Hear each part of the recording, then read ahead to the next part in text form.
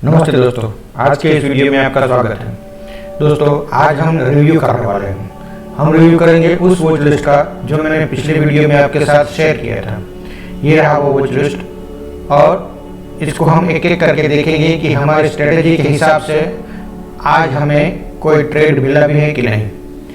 और हाँ दोस्तों, अगर ये वीडियो आप पहली बार देख रहे हैं तो प्लीज़ वो स्ट्रेटेजी वाला वीडियो पहले देख लीजिए, ताकि यहाँ पर हम जो डिस्कशन करने वाले हैं उसको आप अच्छी तरीके से समझ सकेंगे। उस वीडियो का लिंक मैंने नीचे डिस्क्रिप्शन में दिया हुआ है।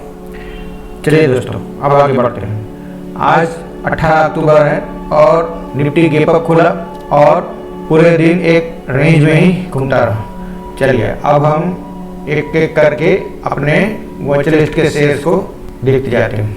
दोस्तों, मैं क्या करता हूँ, मैं हर रोज़ सुबह ऐसे ये जो वॉच लिस्ट है इसको 10 बजे तक कुछ नहीं देखता और 10 बजे बाद सबसे पहला जो स्टॉक होता है उसके ऊपर ऐसे क्लिक करता हूँ और फिर डाउन एरो प्रेस करता रहता हूँ। इस तरह से जैसे हम डाउन एरो प्रेस करेंगे तो अगला चार्ट हमारे सामने आ जाता है। इस तरह से मैं देखता रहता हूँ और हर 15 मिनट में एक बार ये पूरा सारे वॉच लिस्ट में चक्कर लगा लेता हूँ, ताकि मुझे पता चल जाएगा कि मेरे हिसाब से जो कंडीशंस बननी चाहिए वो बन रही है कि नहीं। चलिए अब शुरू करते हैं पहले स्टॉक से। पहला स्टॉक है IRCTC। यहाँ पर देखिए दोस्तों, जैसा मैंने कहा था कि हमें एक रेंज चाहिए और रेंज के बाद ब्रेकआउट चाहिए। यहाँ पर ऐसा हुआ है। ये देखिए दोस्तों, ये पूरी छोटी सी एक रेंज बनी हुई है यहाँ पर और थोड़ी देर के लिए वेव के नीचे प्राइस गया था, लेकिन फिर वापस ऊपर आ गया और इस रेंज को तोड़ करके यहाँ ऊपर क्लोज भी दिया और यहाँ नीचे वॉल्यूम भी है। और हमें क्या करना था कि इस कैंडल के क्लोजिंग प्राइस पर एंट्री करनी थी और ये जो पूरी रेंज है उसके लोएस्ट प्राइस से थोड़ा नीचे हमें स्टॉप लॉस रखना था।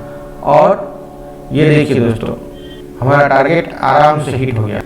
यहाँ पर आप देख सकते हैं कि 1% से ज़्यादा ही हमारा प्राइस ऊपर गया हुआ है। चलिए अब आगे बढ़ते हैं और डाउन एरो प्रेस करते हैं। यह है इंडिया सीमेंट। इसमें हमारे हिसाब से कोई कंडीशन नहीं बनी। यह है अदानी पोर्ट्स। यहाँ पर भी कुछ देर के लिए रेंज बन रही थी, लेकिन रेंज के ऊपर ब्रेकआउट नहीं दिया, तो ये भी हमारे काम का नहीं है। यहाँ पर तो वीवेब के ऊपर प्राइस टिका ही नहीं, तो हमारे किसी काम का नहीं है।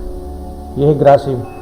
यहाँ पर देखिए, यहाँ पर वीवेब के ऊपर छोटी सी रेंज तो बनी, इसने ब्रेकआउट भी दिया, लेकिन नीचे देखिए वॉल्यूम नहीं आ रहा, इसलिए ये हमारी स्ट्रेटेजी के हिसाब से एंट्री इसमें बनती नहीं है।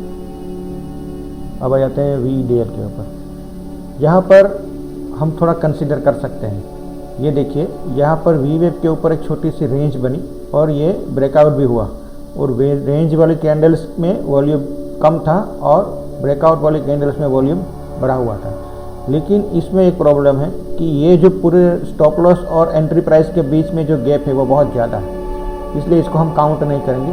अन्यथा हमारी इस स्ट्रेटेजी के हिसाब से इसने सही तरीके से काम किया है, लेकिन ये जो इसमें जिसको कहते हैं रिस्क रिवॉर्ड रेशियो, इसमें सही नहीं बैठ रहा है, क्योंकि हमें तो 1% में निकल जाना है। लेकिन ये वाला जो हिस्सा है स्टॉप लॉस और एंट्री प्राइस के बीच वाला, वो बहुत ज़्यादा है, इसलिए इसको हम काउंट नहीं करेंगे। अदरवाइज़ ये हमारी स्ट्रेटेजी के हिसाब से प्राइस तो चला है। अब चलते हैं आगे के स्टॉक के ऊपर। यह है PFC। इसमें भी कोई कंडीशन नहीं बनी है, क्योंकि ये पूरी रेंज ही वीवेब के नीचे है, तो ये हमारे काम का नहीं है। हिंदुस्तान एरोनॉटिक्स, इसमें भी कोई रेंज नहीं बनी है, यहाँ पर भी कोई रेंज नहीं बनी है। इसमें एक रेंज बनी है और यहाँ पर ब्रेकआउट भी हुआ है।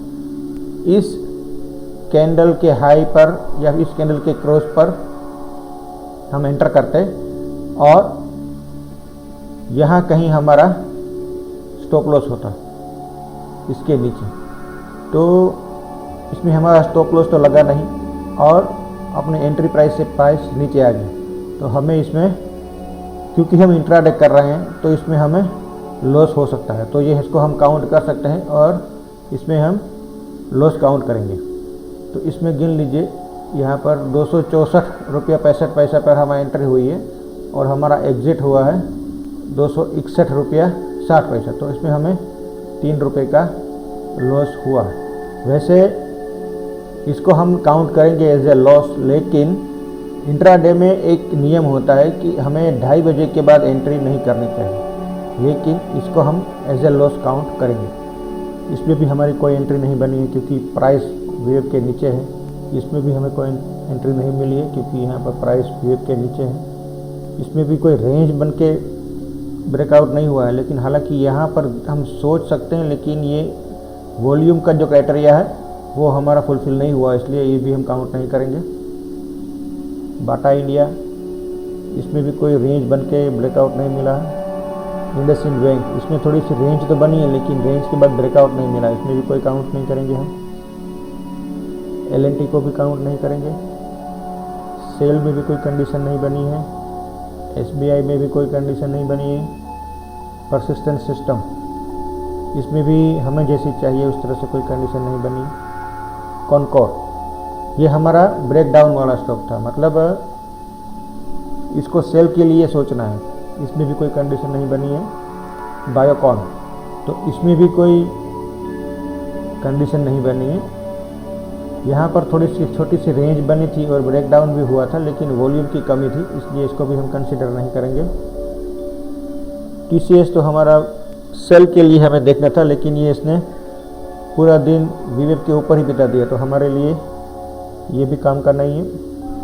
ये HDFC भी हमारे लिए सेल साइड था, लेकिन ये पूरा दिन ऊपर गया, लेकिन हमारे लिए कोई इसमें ना तो इसने रेंज बनाई नीचे की तरफ या ऊपर की तरफ भी हमें कोई कंडीशन इसमें नहीं मिली है। हालांकि ऊपर की तरफ हमें कंडीशन मिली भी होती तो भी हमारे लिए ये कंसिडर हमें नहीं करना था। चलिए दोस्तों, तो हम फिर घूम करके आ गए उसी जगह पर। तो ये था हमारा रिव्यू।